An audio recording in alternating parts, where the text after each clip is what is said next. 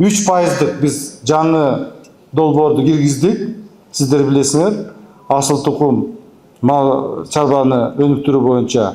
Бирок бул жерде да айтып кетти, эми кой да калып кетти, кийин тоок да калып кетти, эчки да калып кетти. Ошо менен тиги көбөйүп кетти да, ошон үчүн жылкы да калып кетти деп айтып атышат.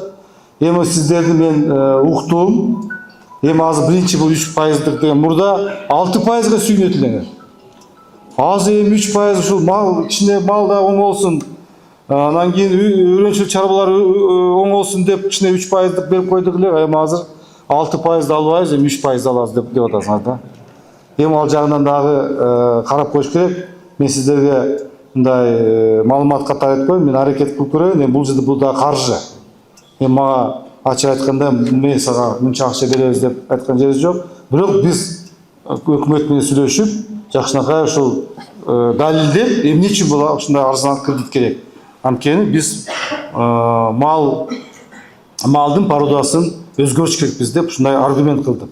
Акырын жылкыга да барабыз. Жылкыны дагы колго алдык. Сиздер билесиңер, жылкы заводдагы мындай араң жүрүшкөн экен. Анан кийин биз азыр бириктирип, жылкы холдинг деп түздүк.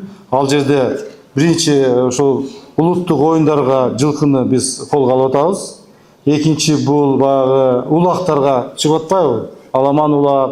Анан кийин үчүнчү бул этки багыт. Ушундай 3 багытта иштейбиз. Мына кымыз дагы мына Байке таластан бүгүн сүйлөдү. Мына кымыз жаатында дагы жакшы алып кетет. Ал боюнча дагы биз колго алып атабыз. Кудай буюрса ал жактан дагы иштерди жасап кетебиз.